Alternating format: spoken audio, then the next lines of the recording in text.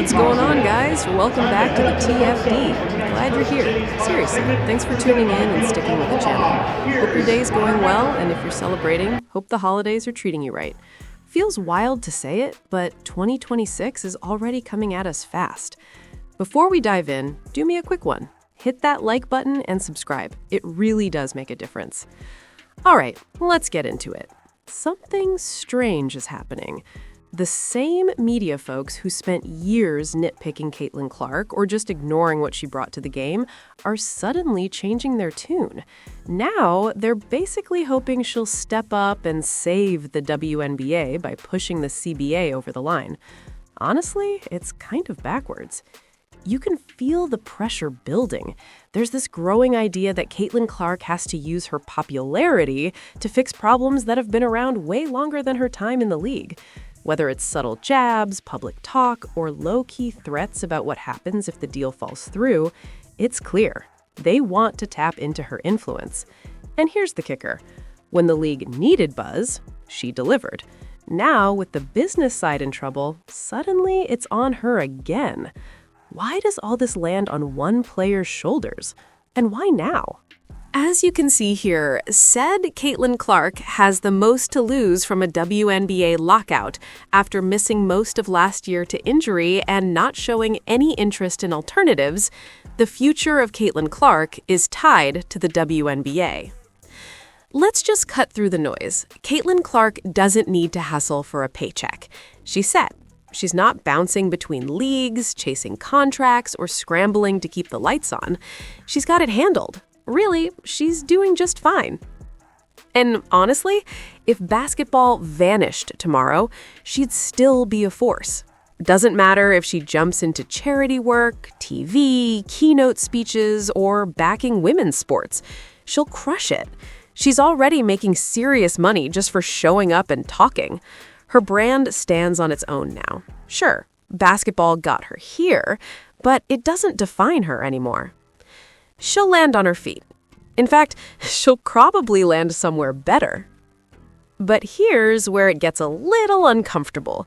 Most players can't say the same. If the league collapses or gets shaky, a lot of them don't have the same brand, platform, or shot at something big on the outside. That's not an insult, it's just the truth.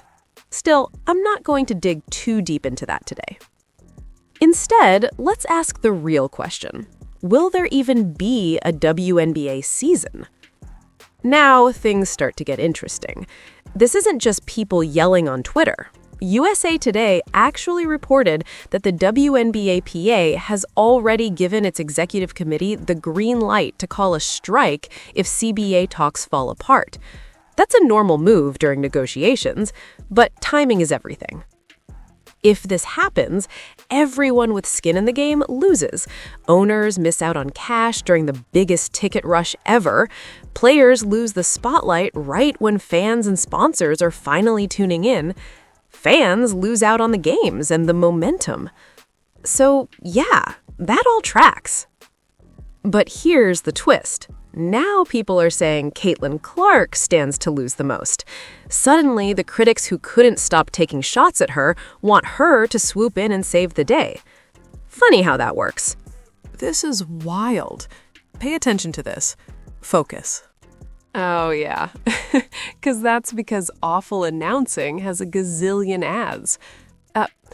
All of them would lose something, but no one would lose as much as Caitlin Clark. I will admit that I do not understand what has made Clark the singular force muscling the WNBA into pop culture discussions. How does anyone, shoot it from the logo basketball? It's boring. It has made every level of both men's and women's basketball worse. Drive to the bucket and get put on your butt like an adult, or get off my TV screen. Now, here's the thing. Is the way the NBA game is played right now boring at times? 100%. There's a lot of standing around, minimal off-ball effort, and endless possessions that end with someone chucking a three. Guys take 3 or 4 shots a game from deep and call it offense. Add in the carrying, the traveling, the inability to touch offensive players, and you start to see why the product can feel flat. But when you look at the women's game, Caitlin Clark brings something that has never existed there before. And to be fair, even in the men's game, that kind of range isn't normal. Yes, the NBA shoots a ton of threes, but true logo-level shooting is basically Steph Curry, and that's it. This is different. What Caitlin Clark does isn't normal threes. From the logo is a completely different shot profile, especially in the women's game. And while that's what initially grabs attention, that's not why people stay. They stayed for the rest of her game. They stayed for her basketball IQ. They stayed for her passing, her vision, her competitiveness, and her personality. That's the part people conveniently ignore. This isn't about turning the entire women's game into a three-point contest or copying the NBA. Caitlin Clark didn't change the game by forcing everyone else to play like her. She elevated interest, brought new eyes in, and then those fans learned to appreciate everything else the game offers. So when people reduce her impact to logo threes and act like that's somehow damaging the sport, it's just absurd. It completely misses the point of why she matters. Caitlin Clark's gone famous for being able to sink a shot from anywhere and parlayed that fame into her own brand. To a degree. Nike clearly sees Jordan-level potential in the CC brand. That was made clear by the Christmas Day ad, which featured a ton of star cameos and a pretty slick logo. Yeah, the logo had already been done, and we also know Nike ignored Caitlin Clark for almost 2 years, so let's not get carried away. According to the whole article, let's think. Said. So, as you can see here, what we've got is this campaign now. And by the way, that's what I was just getting at. Sorry, I distracted myself. You've got them criticizing, right? He's clearly taking a shot at Caitlin Clark with this line about, "I don't understand what has made Clark the singular force muscling the W." You really don't understand it? You may find shooting from the logo boring, but to say you don't understand what has made her the singular force is absolutely absurd. Because we can continue, right? I can talk about what she did at Iowa, not going to a big-time program, dragging Iowa to 2 straight NCAA finals. But it's her entire game. It's the story. It's everything about Caitlin Clark. Lots of people say this. You hear about her, you watch her, you see her shoot logo threes, you watch the rest of her game, you enjoy the rest of her game, and you become a fan. That is how she grows the game. So that's just absurd. There's the insult and then the pressure of, oh, Caitlin Clark has the most to lose. Caitlin Clark is going to be fine. I get that she doesn't want the WNBA to shut down, but to say she has the most to lose is ridiculous. Then, of course, we have to throw this in. I don't know why Caitlin Clark is not the best player in the WNBA. That's clearly A'ja Wilson.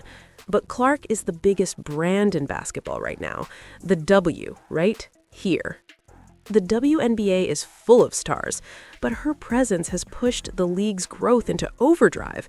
And let's be honest, it wasn't growing like this before. To act like there were 0 stars before is insane, but the gaslighting here is absolutely bonkers. Then they ask, what happens to that brand if she goes a year and a half without being on the court? Remember, she missed most of the tournament. Now, that part is true. That's legit. Because I do think you have fans who disappear into other things and other interests. They carved out time for Caitlin Clark when they discovered her, and if she's not playing for a long enough period, they may move on. There's no doubt the WNBA is not must-see TV on most people's schedules, which is why we talk about how much trouble the league could be in if there isn't a 2026 season, because people may very well not come back. One thing I'll give him credit for, including this in the article, is the Major League Baseball comparison. Decades of romance and myth-making, America's pastime. That sport still needed the 98 home run chase to captivate the country and bounce back after the 94 labor stoppage. I'm not sure something like that exists for the WNBA. That is 100% true. Then ask the question, does she have the juice to bring entities to the table and fast-track negotiations?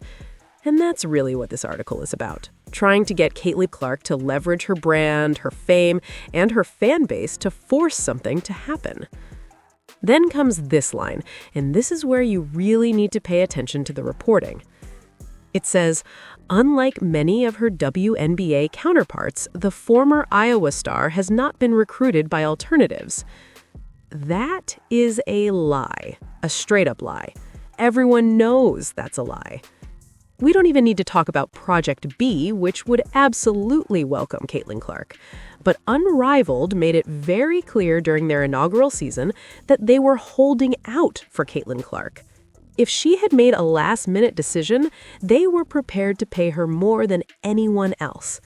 She was aggressively recruited by Unrivaled, so to say she has not been recruited by alternatives is one of two things. Either you're lying, flat out lying, and have no business being in media, or you're completely incompetent and terrible at your job.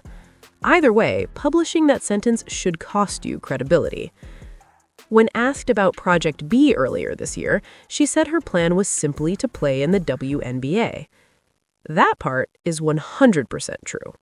Let me know what you think about this in the comments. And don't forget to like and subscribe.